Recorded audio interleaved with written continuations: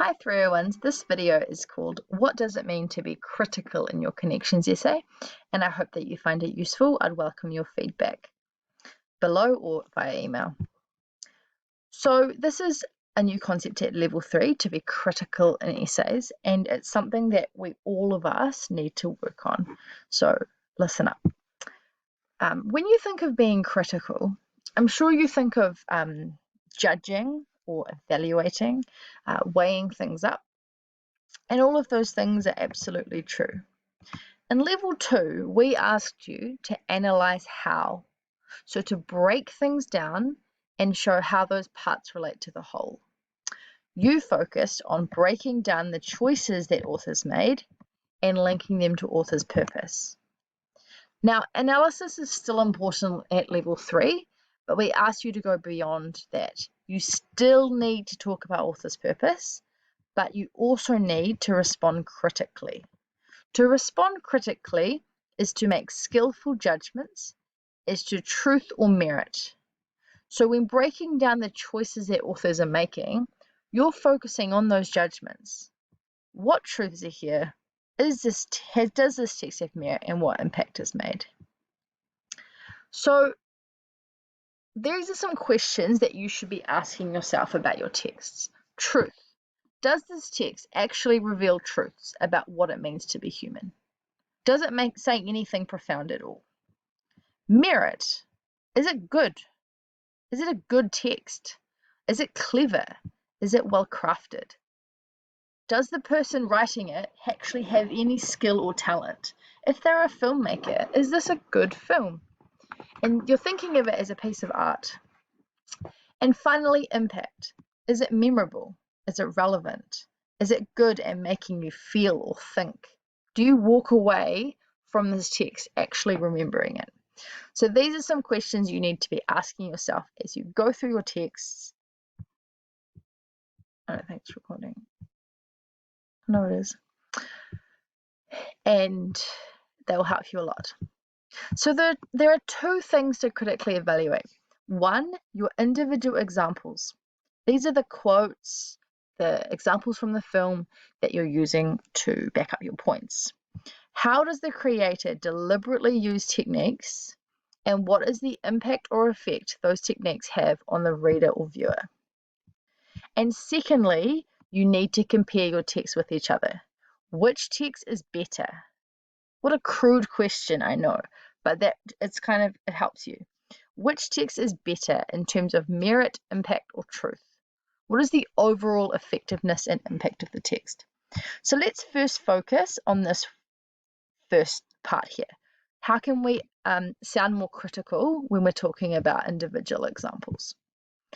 So the first thing you can do is you can attach adjectives to your examples to evaluate impact. Harrowing, distressing, horrifying, reassuring, thought-provoking, subtle, depressing, thrilling, bold, beautiful, romantic. Describe your examples. Later in the film, we see a harrowing close-up. Harrowing is like truly horrific. Of an elderly man in a rest home, struggling to swallow a large pill, crying as he does. Harrod uses such an uncomfortable moment to remind us of the vulnerability of the elderly. Or, one particularly clever use of language in proofwork is the use of overtly depressing imagery to describe the city. So don't just say, hey, I saw a close-up. Say it's an interesting close-up. It's a subtle close-up. It's a horrifying close-up. Don't just say the music is used in the film. Say there is religious music. There is beautiful music. So use adjectives to evaluate the impact that it's had on the audience. Now here, it's quite a subtle way to start being critical, but it adds in that voice that you are narrating the text to us. The text isn't just there, you are walking us through that text. The second thing, so let's look at these two examples here. This is a classic sentence that I feel like most Year 12s would write. Eliot uses imagery to describe Prufrock's negative view of the city. Like, it's fine, right? But it doesn't actually sound critical in any way. It doesn't sound like we have a critic, a person, looking at that poem and thinking about whether it's good, whether it's clever, or whether it's effective. This is much better. One particularly clever use of language in Prufrock is Eliot's use of overtly depressing imagery to describe the city. So depressing, it's depressing imagery. It's not just imagery, it's depressing imagery. It's not just language, it's clever language. So we need those adjectives to have that critic, that's you're the critic in our story. This second point, adverbs, is probably the most important thing you can do, especially if you struggle with some of the bigger stuff, but it's for everybody. You must use adverbs to evaluate the author's skill. This can feel a little bit over the top sometimes, that you're just like praising the director, but it's the style that's demanded. So just get used to it. We've got to see words like particularly, especially, clearly, effectively, skillfully, masterfully, remarkably.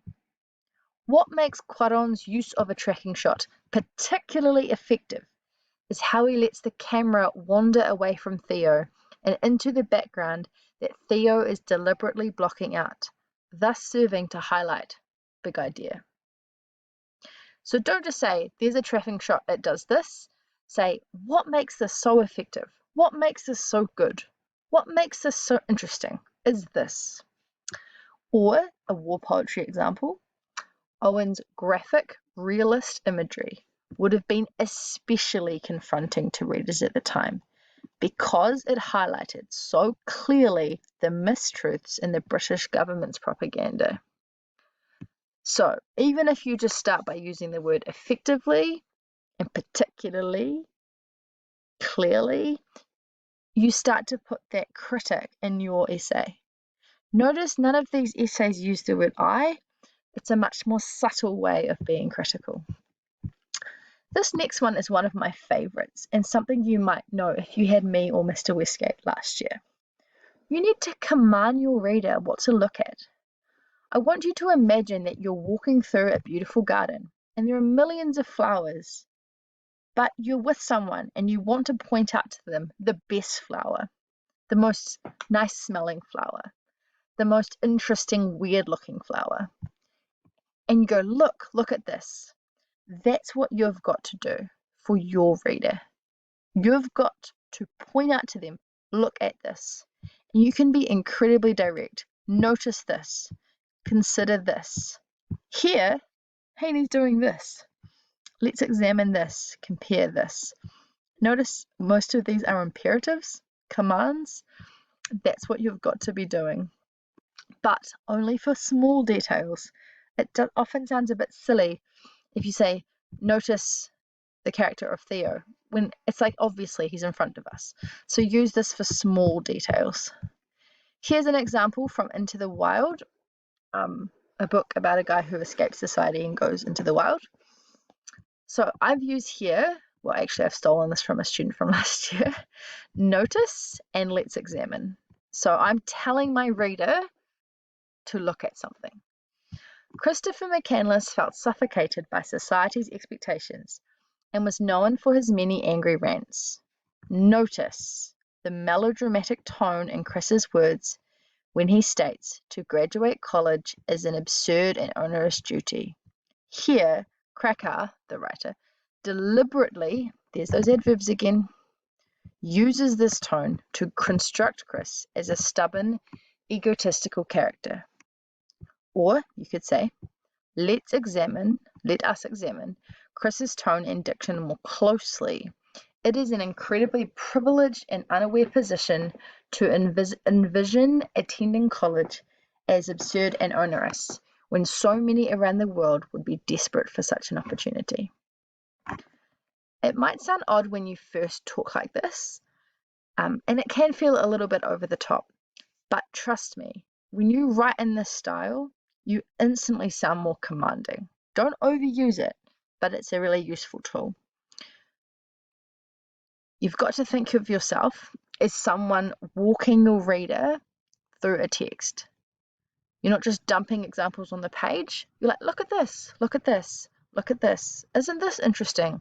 Isn't this effective? Isn't this clever? Isn't this terrible? So walk us through. The next thing to think about is clever or innovative use of techniques. So especially, probably this is easier for some of you with film, when you know similar films that do similar things. Think about if they've done anything unexpected or clever, if they're playing with techniques, if they're subverting our expectations or of the genre. So if you know that superhero films always do this one thing, and this film is deliberately not doing that, talk about that. Have they used a technique in the way that is not normally used? So in Children of Men, we see these tracking shots, right? Tracking shots usually follow the main protagonist and the action. They don't usually drift away from the action to highlight the background. So you can discuss how Cuarón's use of these tracking shots is interesting and powerful because it's different to the norm, and it makes us look at something different. Have they used a word in an interesting or different way? Have they deliberately juxtaposed different things next to each other? So if there are any weird contrasts in your text, are they deliberately, confronting us with things? And then we have multiple levels of meaning. Whoops, I've forgotten to write an example for this one. So when you have an example, it's good to look on it at multiple levels. So your classic not only, but also, not only does the text do this, it also does this. You can also debate different meanings. So you can say, well, like one way of interpreting this text or this example is this way. However, arguably a more accurate explanation is this. So debate theories play with how we can see something. Think about perception. All of this is critical. All of this is you, the critic, walking us through your text and telling us what makes it good. Okay, let's move on now to the second part of your critical evaluation, which is comparing your text to each other. Which text is better in terms of merit, impact, and truth? What is the better text? That's kind of a weird question, but it helps get the analysis out of you, that higher level thinking. So look at each pair of your texts, and what you'll do is you'll compare them in pairs because that's how you're structuring your connections. You can also compare them all at the end if you would like. But look at your text and ask, which text is better crafted, more well written, more beautiful, more realistic? That's the merit of the text. What's the better piece of art? Number 2, which text has more powerful messages or ideas that need to be discussed? That's the truth of the text. Maybe it's not like written so well, but the message is better. And which text is more relevant or impactful? I hate the word impactful, but anyway, to today's reader. What's the impact on that person? Which text is better? Sit there with your text and discuss it and think about it with yourself. These are the sorts of questions, by the way, that we ask in Scholarship English if you're interested. Now, I'm running out of time and these videos are only allowed to be 15 minutes. So I want you to look through these questions here. Which text will stand the test of time? These are good questions. Which text brings up issues we should be discussing more? Which text is more memorable? So look at these questions and think, what might these apply to my text? Then you can read through. There's about a lot of exemplars here. So here are some exemplars. One way you can do it is evaluate the impact. You can argue that one text is more powerful than the other because it's more relevant to modern concerns. Don't automatically assume, though, that older texts are less relevant. That's too simplistic. But here I've argued that one text is more relevant because many people wouldn't find a religious text reassuring because many people are not religious. Or you can argue that a modern setting is more relevant and interesting because we are more modern. Or you can argue that texts that have stood the test of time are more relevant. or that one text is better because it's